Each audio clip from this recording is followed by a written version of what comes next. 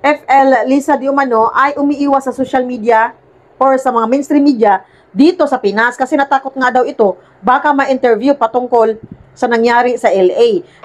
Sa police report ay nagtugon na pangalan ni First Lady. Suspected drug overdose sa hotel room at ang daming nakikita white powder substance. Sa pamor, bukas pamor, muna, may sitapos pamor. Gaba na ninyo mga putang ina mo. So, yun yung unang video ni Dean Chase, ano?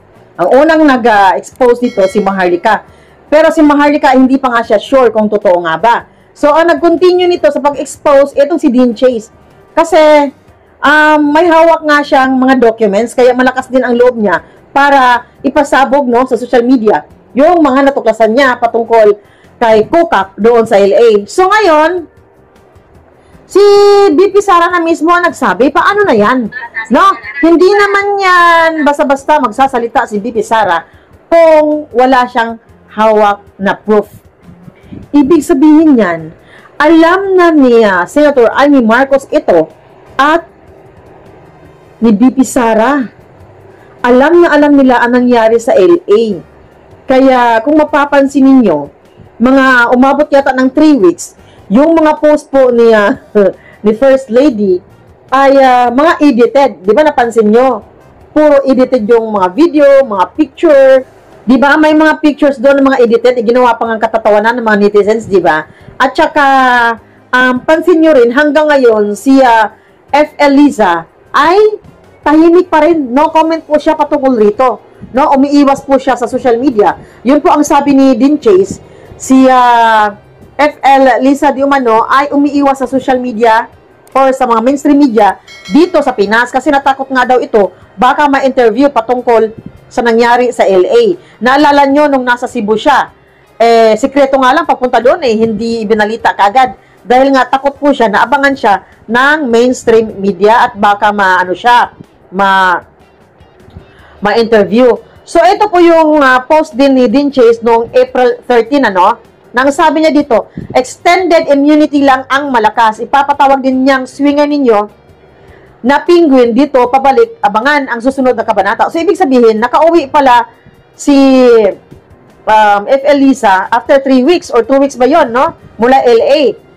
Kasi nga, ayon po kay Dean Chase, mula din po ito sa kanyang puting ahas sa loob ng authorities doon sa LA ay sabi niya dito, granted, temporary interim release. Putya, grabe, kaayo ang mga lihok, aning magtiayon na swingers. Oy, sabi niya. Ibig sabihin po nito, si FL Liza, kung makikita nyo siya sa Pinas ngayon, na paggala-gala, ay, ano pala yan, temporary lang po pala ang kanyang paglaya. Ipapatawag din pala yan sa LA soon. So, abangan daw ang susunod na kabanata, yun po ang sabi ni Dean Chase. Ito, legit po yung mga post po niya dahil may hawak talaga siyang proof at may puting ahas po siya sa loob ng authorities, no, doon sa LA. So, obserbahan natin guys, baka si FL Liza ay nandoon na nga ngayon sa LA, pinabalik na doon, tapos yung mga post niya ngayon, mali natin baka mga fake na naman, mga edited, pero kung may live man siya, ibig sabihin, nandito pa rin siya. So, ito po yung video ni BP Sara, panoorin po natin. Tasig nila. Do you think kasama ba yung sinatapasa para sabi sa lesson? And what's your comment on this if you want? Oo. Sinabi ko na nga wala namang ibang ginawa ang administrasyon na ito kundi pamumulitika lang at paninira sa mga kalaban nila sa politika. Kung napansin ninyo, noong lumabas yung malaking issue ng blanco sa mga blanco sa budget, at maraming nagtatanong at maraming nagsasabi na unconstitutional yung budget, na tinanong kung paano naging legal yung paggamit nila ng pera, puro blanco yung nasa loob ng budget, ay lumabas yung impeachment ko. Yun. Tapos, nung nagkaroon ng malaking krimen sa Estados Unidos na merong namatay dahil sa drug overdose, at kung makikita ninyo doon sa police report ay nandoon na pangalan ni First Lady Liza Marcos na isa sa mga tao doon sa loob ng kwarto kung nasaan yung tao ay nag-overdose sa suspected drug overdose sa hotel room, at ang daming nakikitang white powder substance na sinabi doon sa police report ay suspected cocaine din. ay bigla nilang kinidnap, kinuha si Pangulong Duterte.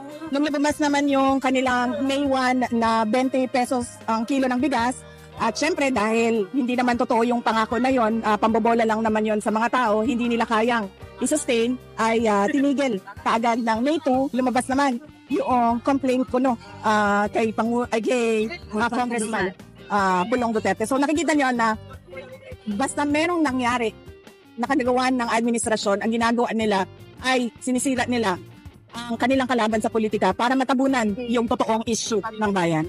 Does the President know about this already? I mean, si President Duterte, does he know about this new issue sa inyo about the Congressman Talong, ma'am, na pang-aatake sa inyo family? Hindi ko alam. Kasi hindi kami nagkausap pa ni Pangulong Duterte. At hindi din kami nagkausap ni Congressman Pulong.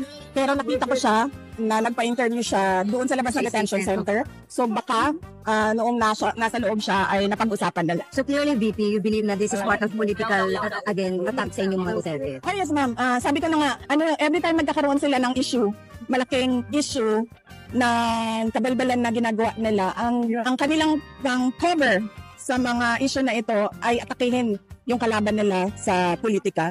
Ma'am, ano to? From national or we're talking here about local politics, dyan lang po sa Davao? Hindi, national. Tulad nga ng sinabi ko, blanco yung budget, nag-file sila ng impeachment. Ang laking tanong nun kasi blank check yun Parang ikaw na ang magsasabi kung paano at saan mo gagamitin yung pera ng gobyerno. Nag-file sila ng impeachment. Nung nagkaroon ng drug overdose at merong namatay sa Amerika at nandoon sa loob ng kwarto si First Lady Lisa Marcos at nandoon sa police report, cocaine yung sinasabing nagkalat doon sa kwarto na yon, ay bigla na lang nilang hinila, kinidnap, kinuha, dinukot si Pangulong Duterte. Ngayon naman, 20 pesos ang kilo ng bigas, isang araw lang, tapos na, wala na. Kinalimutan na naman na pangako, ay bigla na lang merong nag-file ng complaint kay Congressman Pulong. Ma'am, KP, anong masabi mo? Ma'am, yung bigas po kasi sinasabi daw po ng Comelec daw is para na po doon, mag-give doon sa ban nga po doon sa pamimigay ng ayuda and mag-resume sa after the election. Kasi kung ayuda ang pinag-uusapan natin, ibig sabihin, meron silang nakikitang pangangailangan sa tao, diba? Kaya nga nila in-exempt ang AKAP at AIX, ayuda na kailangan ng taong bayan. So lalong-lalo na, yung 20 pesos na kilo ng bigas, lalong kailangan ng mga gutom yun. Huwag nilang i-excuse. Hindi talaga nila kaya gawin yan. Hindi sila marunong paano gawin yan. At nagsisinungaling lang sila kasi nagpapanik sila sa pagbagsak ng ratings ng kanilang mga kandidato. Last question. Yung sa, anong reaction nyo sa case na nag-file against Pulong, Congressman Pulong, yung sa na-cancel na po yun, sir. Masyado nang mahaba yung nasabi ko, sir. Diyan yun sa recording po. Narinig yung question. Yes, sir. Ma'am, VP, anong masabi mo sa problema ng droga? Lalo po nung malala. Opo, ma'am. Yan ang sinabi ko, ma'am. Kapag ang ulo lulong sa droga, lahat ng kamay at paa, lahat yan magdodroga na rin kasi wala na silang respeto sa authority. Yan yung problema natin ngayon. Lahat ng tao, nagkakanya-kanya na ang mga illegal at kriminal. True ma'am, yung presidente natin nagdodroga po?